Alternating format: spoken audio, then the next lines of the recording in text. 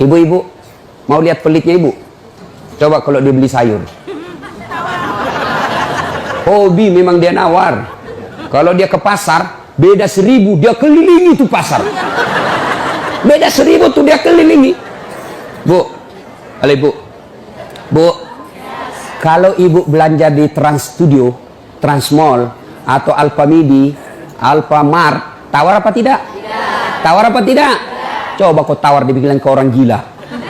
Lalu pedagang kasihan yang sesama kita pribumi, datang naik sepeda motor, kadang kala sepeda, dia datang, dia sudah panggil kita, ya Bu Haji, Bu Haji makin cantik aja, masih nawar. Apa namanya kalau bukan pelit? Sudah enaknya itu, berapa Mas? 10.000 Bu Haji, 11.000 ya. Mantap. Kalau kan ibu-ibu yang suka nawar, kalau bapak-bapak kan tidak suka nawar ya. Ini ibu-ibu tuh suka betul nawar. Bu, ibu mau ndak suaminya diambil orang? Mau? Silahkan pelit. Orang pelit itu tidak ada yang suka. Bahkan orang pelit sekalipun tidak suka sama orang pelit. Benar Pak. Begitu jeleknya itu sifat pelit, tidak ada yang suka. Coba saya tanya, bapak-bapak senang tetangga dermawan atau pelit? Ibu-ibu senang suami yang pelit atau dermawan? Senang mantu yang pelit atau dermawan? Teman-teman yang pelit atau dermawan? Dermawan, tidak ada orang suka orang pelit. Bahkan orang pelit pun tidak suka sama semuanya pelit. Jangan kau ke rumahnya, pelit dia itu, padahal dia juga pelit. Begitu jeleknya itu sifat pelit. Demi Allah, tidak ada orang bangkrut gara-gara sedekah.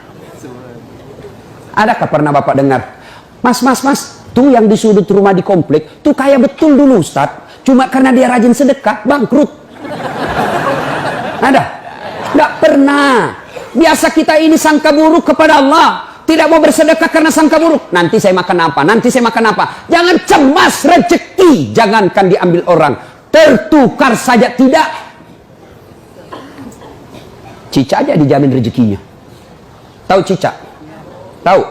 Cica makan apa ibu? Masuk akal enggak?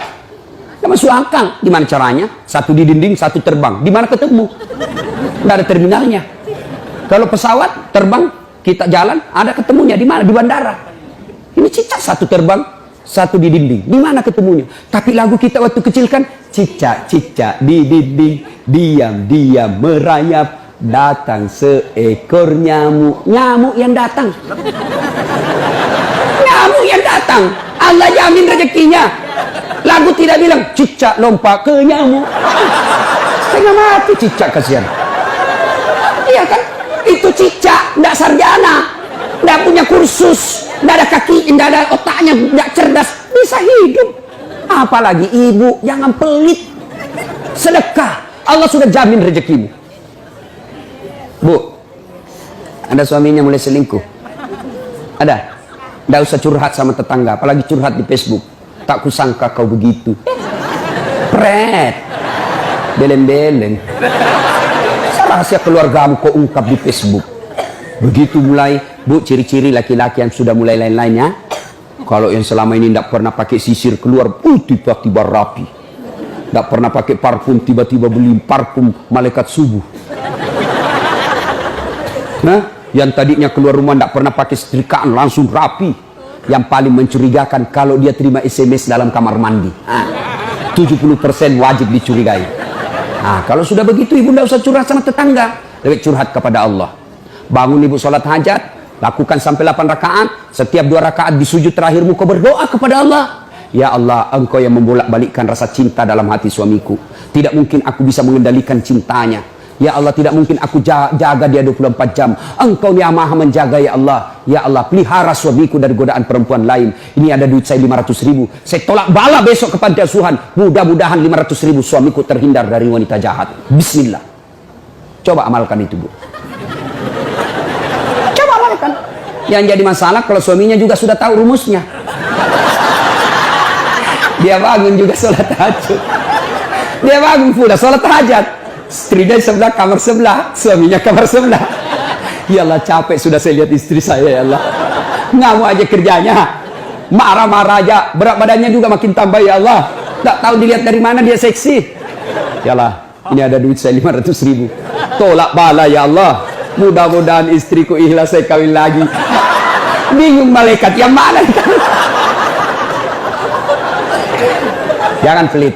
Demi Allah, tidak ada orang bangkrut gara-gara sedekah. Saya kasih contoh.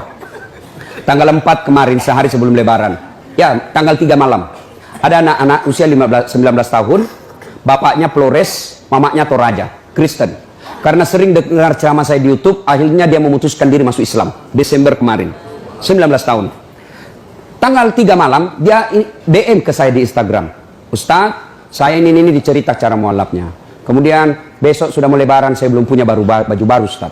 Saya lihat Ustaz ini bagus-bagus bajunya. Di mana belinya Ustaz? Saya bilang sebenarnya baju saya tidak dibeli, bikin sendiri. Tapi yang lebih sebenarnya lagi bukan baju yang bagus, saya yang gagal. Ya, sudahlah. Saya butuh baju lebaran. Saya bilang kau datanglah ke rumah saya. Saya sediakan kau pilih bajuku yang kau suka. Dia pakai tongkat turun dari taksi. Wih, kasihan saya. Kenapa kakimu dek? Ternyata diamputasi kakinya. Dia singgah sholat asar ditabrak mobil. Saya bilang berat betul hidupnya ini anak. Diusir dari orang tuanya pak. Diusir sekarang tinggal di masjid. Tidak disetujui. Hanya dia sendiri masuk Islam. Diusir. Bilang kenapa kakimu? Saya cerita. Sedih saya. Sempat berkaca. Yang sedih Ustaz. Ini tidak ada artinya ini kaki ketimbang iman saya kepada Allah. Luar biasa. 19 tahun. Saya ambil baju saya yang paling bagus. Kau pilih ini dek. Mana kau suka? Bener diambil yang paling bagus. Sempat juga saya nyesal. Sudah. Karena saya buru-buru ke bandara. Saya mau pergi khutbah. Ya. Ini dek. Kau ambil 1 juta. Sudah. Kembalilah dia. Naik Grab lagi. Sudah. Perjalanan saya ke bandara masuk WhatsApp. Tik, tik, tik, tik. Ustadz berapa nomor rekeningnya? Wakil Wali Kota Balikpapan. Dalam hati saya bilang. Kenapa lagi Pak Wali? Ada apa? Pada dalam hatiku segeralah. Kirimlah nomor rekening. Masih di atas mobil masuk. Tik, tik, tik, tik. Masuk. Berapa transferan masuk? 30 juta. Tadi keluar 1 juta. Tidak cukup sampai situ. Allah balas lebih banyak. Sampai saya di airport, bandara, depan pintu 7 nunggu saya keberangkatan. Tiba-tiba ada ibu-ibu lari. Bawa amplop. Ustaz, tunggu dulu Ustaz. Apa? Ini. Dalam hatiku, ada apa lagi? Padahal cepat sudah. Ini ada ternyata ada fans saya, dia lihat saya di bandara, dia mau kasih, coba buru-buru mau masuk bandara, dikasih saya melalui itu ibu, nih ada Ustaz titipan dari ini, oke, saya buka, berapa isinya? 10 juta, sudah 40 itu kan gantinya. Besoknya tanggal 5 selesai khutbah, biasanya kalau saya khutbah dikasih itu ibu 25 juta sama itu Bu Bupati, berapa saya dikasih waktu itu? 35 juta, berapa Allah ganti? 75, keluarkan 1 juta, Allah ganti 75 juta. Kenapa ibu miskin? Karena ibu malas bersedekah. Selalu berkeyakinan saya miskin. Maka Allah, ana indasani abdibi. Saya tergantung sangkanya hambaku. Kalau kau sangka tidak mampu, maka kau kasih tidak mampu. Sedekah ibu. Allah tidak lihat 1 jutanya. Allah tidak lihat 100 ribunya. Yang Allah mau nilai, kamu sedekah enggak 1 hari ini. Jangan pernah lewatkan maghrib tanpa sedekah di hari itu. Coba amalkan. Coba. Kenapa kita tidak bisa umroh? Karena selalu yakin saya tidak mampu. Maka Allah, ya sudah kok dia yakin tidak mampu. Sedekah. Pulang ini kau sedekah sama tetanggamu. Cari orang miskin. Cari janda-janda tua. Tidak usah janda muda. Banyak yang bisa selamat. Jelas? Salatullah, salamullah, ala toha rasulillah. Salatullah, salamullah, ala yasin habibillah. Nah, sudah banyak sebenarnya penyakit hati, tapi waktu yang terbatas. Saya cuma bilang waktu yang terbatas. Saya ada acara di Bandung ibu jam 10. Saya ini orang kampung. Saya tidak tahu Bogor ke Bandung jauh. Saya pikirnya 1 jam. Inilah kalau kita pakai pulsa lokal. Saya orang kampung, tidak tahu saya. Oh ternyata jauh. Nah, saya harus segera selesaikan. Insya Allah, kalau panitia ngundang saya lagi ke sini, saya datang lagi. Insya Allah ya. Nah, ini penyakit hati. Sekarang gimana cara mengobatinya? Ala bizikrillahi tatma'innul qulub. Ketahuilah dengan berzikir, mengingat kepadaku, maka hatimu akan jadi tenang. Jadi kalau kita punya penyakit hati, maka datang di majelis zikir Al-Ihya ini. Ini salah satu caranya. Memang ibu tidak dapat voucher. Memang ibu tidak dapat undian, tapi apa yang ibu dapat? Ilmu, tapi ilmu tidaklah terlalu menolong ketika ilmu itu tidak diamalkan. Amalkan yang Bapak Ibu tahu, maka Allah akan berikan ketenteraman jiwa, ketenangan hati. Kalau hati sudah tenang, itulah kekayaan kita yang paling baik.